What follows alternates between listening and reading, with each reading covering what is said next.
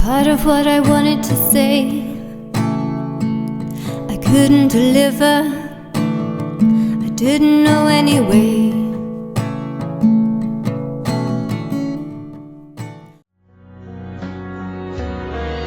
Such a bittersweet taste, such a perfect waste, all hiding in the back of my conscious state.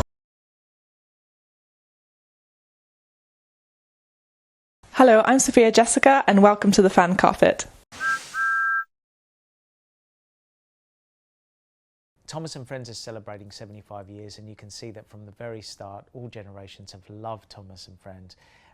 And reading with friends really says it all, because that's one thing that Thomas makes you want to do, is it makes you want to read, and more so it makes you want to read with friends, which is great. I think the appeal of Thomas and Friends is how it captures the imagination. I mean, it really does. It was so clever for someone to think about trains that could talk, because a lot of times people used to think of trains as just this sort of very static sort of object, but actually they've got their own personalities. And you can see that in Thomas and Friends. And plus it's really good to watch because it's a good way to let off steam. I think as a kid, when I was growing up in Australia, what I loved about Thomas was I loved how Thomas himself was this very sort of posh English, you know, very sort of straight character. And then you had all these different personalities that had a sense of humour, and, you know, they try and inject a sense of humour into Thomas, or Thomas would try and inject his sense of humour. And it was all different types of humour. And for me, I like that, because it's not just about Thomas and just his personality, it's about all his friends' personalities, and they're all so different. The Fat Controller, all of them have something that someone can relate to. So for people that don't know, I was introduced as a new character in the Thomas world, Ace, for Big World, Big Adventures, which was absolutely a brilliant movie, and I got to be a brand new Australian character, which suited me well. He was a little sports car that was basically saying to Thomas, let me take you around the world and let me show you how it's done. You know, you can be free. You don't have to go in a straight line. You can be free, you can spin, you can do all these things. And gave Thomas the confidence that he sort of almost always wanted to have. So Ace was sort of his sort of good angel, bad angel, both on his shoulder, kind of saying, yeah, you can do this. And then when things got a bit rough, he's like, okay, maybe we should slow down. So Ace is a great character, and I loved being a part of this film, but actually what it's done to my life has been incredible. And I'll tell you why.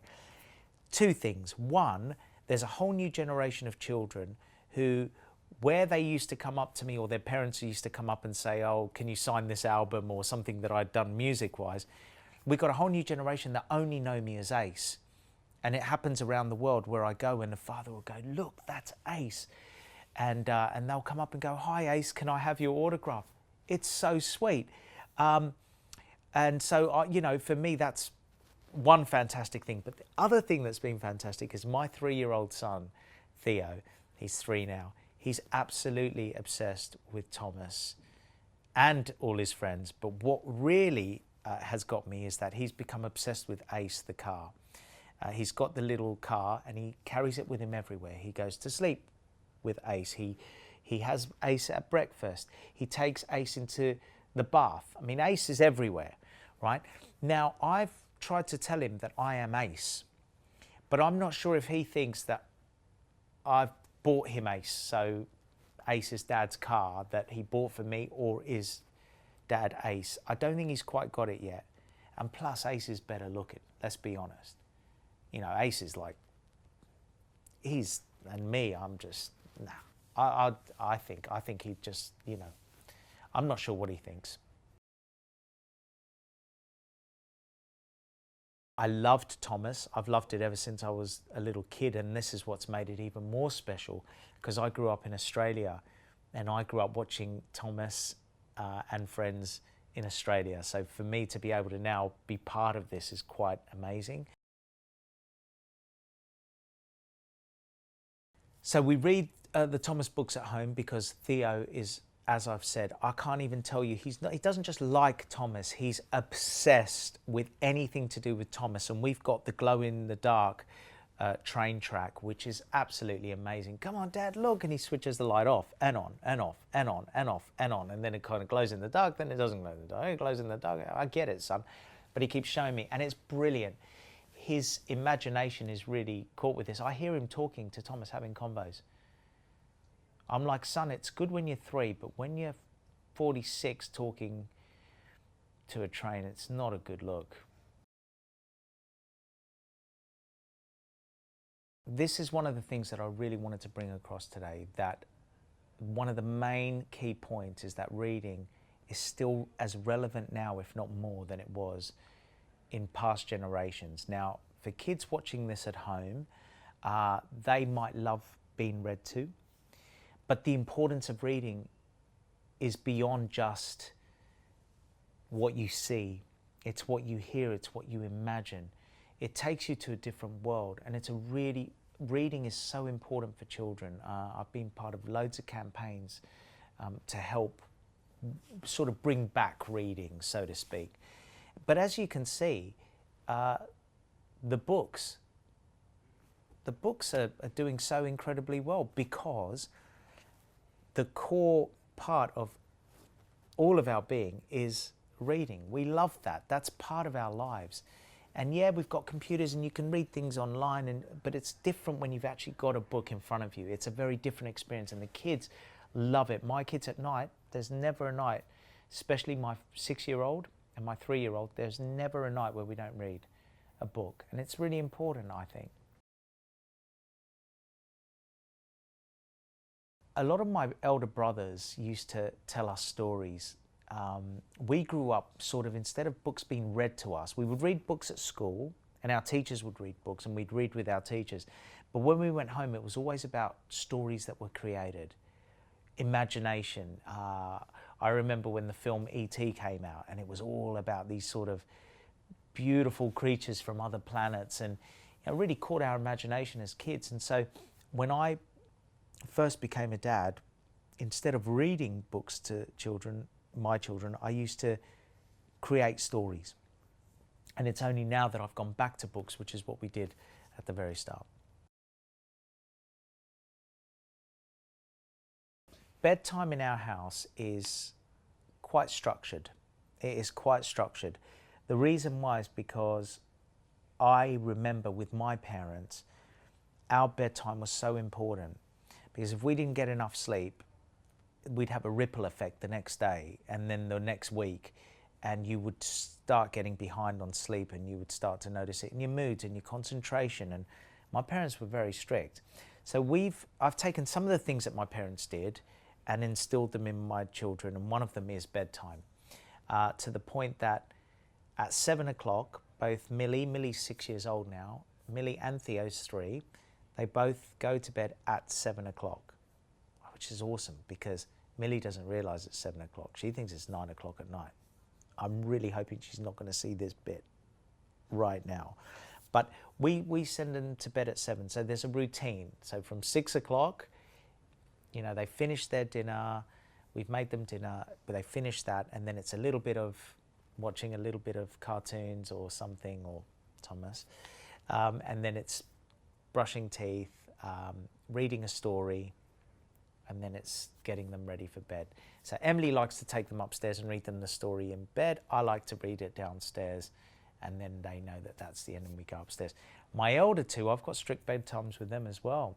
So my daughter, she's 12, and 9 o'clock she's upstairs. And Junior, I send him up, but he doesn't always get to sleep. He's 14, so I've sometimes can hear him talking when it's a bit later, and I'm like, oh yeah, and I walk upstairs and he's like that.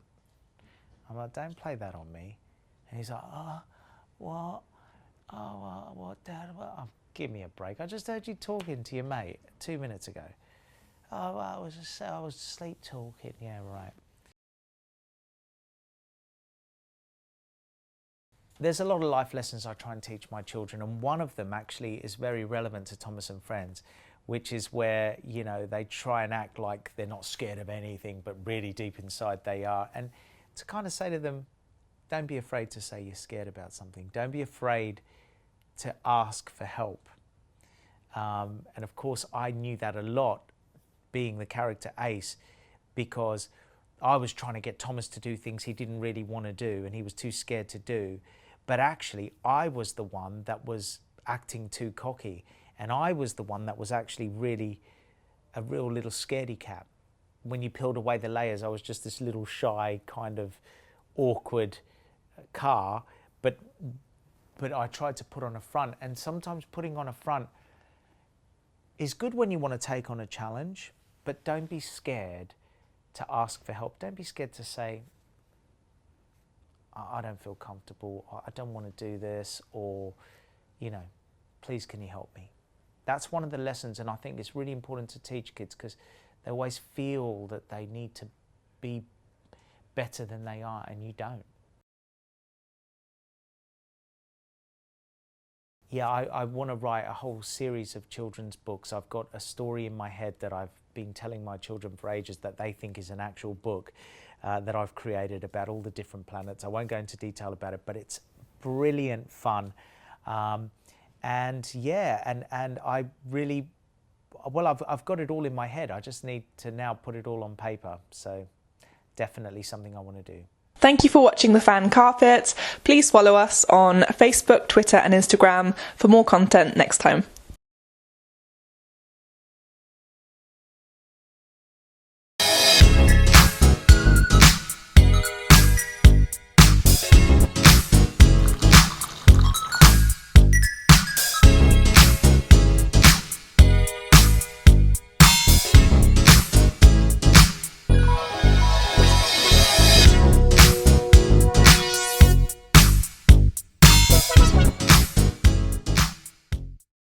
I'm here on the largest of the Balearic Islands, Mallorca, with the turquoise waters of the Mediterranean Sea, beautiful mountainous landscape, the thriving city of Palma, quaint little market towns, a growing number of luxury hotels. It's no surprise that the likes of Audrey Hepburn and Elizabeth Taylor like to holiday here. So come and join me as I take you round Mallorca.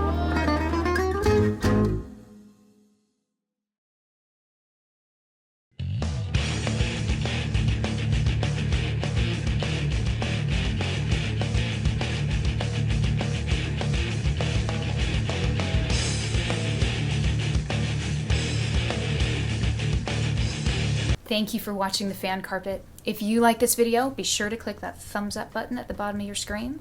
And also be sure to subscribe to the Fan Carpet YouTube channels. They're absolutely free and so much fun too. Be sure to check out the official website, thefancarpet.com. Also, you can follow us on Facebook, Twitter, and Instagram to stay up to date with reviews, competitions, the latest news, and so much more.